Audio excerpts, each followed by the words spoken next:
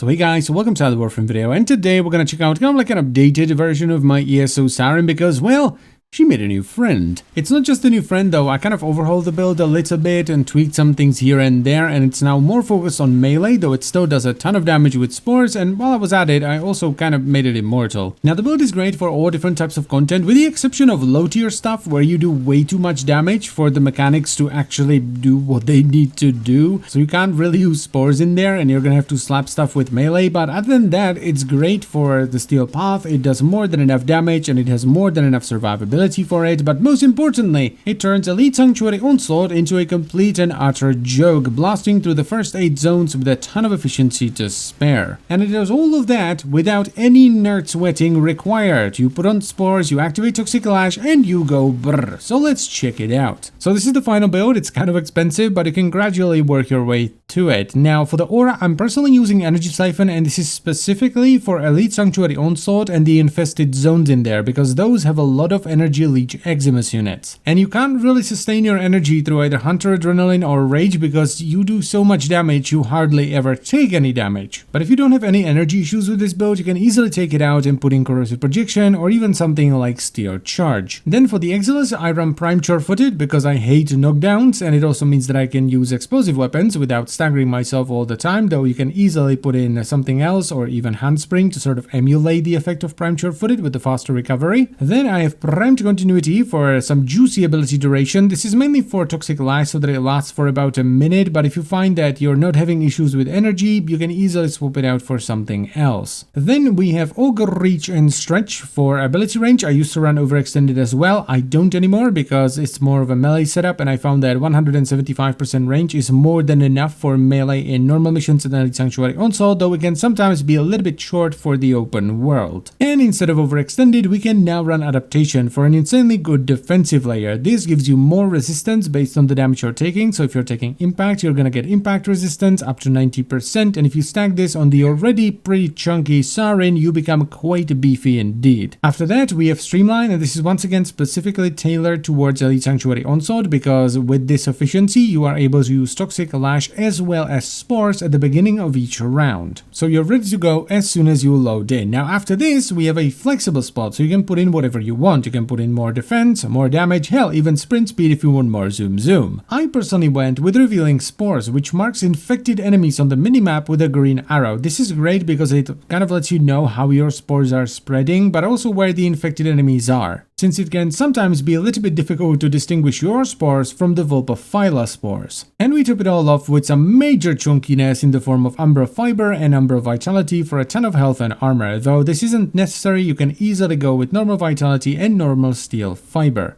Now for the pet, we're gonna run the Mighty Panzer Vulpaphyla, which is a fantastic companion for Saryn since it's kind of like mini Saryn, and the important things here are Viral Quills, which essentially creates another spore, kind of like your spore, but this one will proc viral instead of corrosive. So this will stack on top of the corrosive you are proccing with your spores. After that, we of course want to go with Panzer Devolution, which kind of makes it immortal because if it were to die, which it won't most of the time, it will just respawn after 30 seconds. Then we have Hunter Recovery, which is a great combo with the Viral Quills because it makes so that 30% of all the damage done by the companion is leached to you as a life, so this is a fantastic defensive layer. Then we actually kind of flip it around with Pack Leader so that whenever we do melee damage, the pet will be healed, and since we do a lot of melee damage, the healing on the pet is going to be quite ludicrous, so the pet will never go down and turn into a larva unless we stop attacking. Then we want to put on some chunkiness with Link Health and Armor, and we top it off with Fetch for the vacuum. And finally we have the melee weapon. Now you can kind of do this with whatever melee weapon you want, it doesn't really matter all that much, but the best choice here is definitely going to be a Zo, and ideally it's going to be a heavy blade. And throughout the entire video, I'm using the Life Hunt Scythe here, which is a Zo that I made many moons ago, and it's no longer great because of all the changes, but it still tears through everything. Now, the reason we go with a heavy blade is because of Tempo Royale. More specifically, the forward block combo on Tempo Royale, which synergizes insanely well with Exodia Hunt, which will vacuum enemies towards you every time you do a slam. And the forward block combo on Tempo Royale is very fast, it's a dash, so it gives you a ton of mobility, it has some wide sweeping attacks, so it allows you to hit a lot of enemies, and it has a slam at the end. So any enemy that dares to survive the first combo will then be vacuumed to you over and over and over again as you do slam after slam after slam after slam. Now, while the choice of melee weapon as well as the build on the melee weapon are fairly flexible, you ideally want to have the strongest weapon that can run some sort of crit or hybrid, and you want to run condition overload because we're taking massive advantage of it by simply having 2 types of spores on the enemy, so you'll get massive melee damage from that. Then we have primed reach for a ton of range, some form of attack speed, whether it be berserker or primed fury, so we can hit really fast. And finally, healing return. This is very important. This heals you for every status effect you have on every enemy you hit. This combined with the natural beefiness of Saryn and adaptation and the healing you get from the pet means that you are basically immortal as long as you're hitting something. Now, as I said already, this build doesn't require any nerd sweating. You simply activate Toxic Lash, you throw on your spores, and then you start melee attacking like an absolute madman. Now, the spores will kind of do bugger all in the beginning, but if you're doing something like Elite Sanctuary Onslaught or you're doing some endless missions in Steel Path, they will eventually stack up so that they're doing decent damage. Now, funny thing here is that I'm kind of doing something that you don't do for videos. I'm playing kind of like the worst version of the build I can because I'm using a status-based melee weapon that doesn't scale any crit, whereas ideally you want to make the biggest, fattest crit-based Zo you can. And I did it deliberately just to show you that you don't need the perfect Zo to do damage with this. You can pick up a Zo that's kind of mediocre by today's standards. It used to be great, but it's not anymore, and you can still tear through absolutely everything with no problem. And that's because the power of the build isn't necessarily in the weapon, it's in the mechanics and the synergies. The weapon of course helps, it actually helps a lot. You can easily do 2 or 3 times the damage you see me doing in this video if you craft a fat crit-based Zo, but it's absolutely not necessary. Also, I'm not subsuming any abilities, so what you can do here is you can take out Mod or even Miasma and replace them with something like Warcry for attack speed, armor and general awesomeness, or even Zata's Whisper for some additional void damage. The whole setup is pretty flexible as long as you don't break any of the mechanic combos and the synergies. And that is pretty much all I wanted to say, so I thank you very much for watching. As always guys, I hope you've enjoyed the video, and I will see you some other time. Bye bye.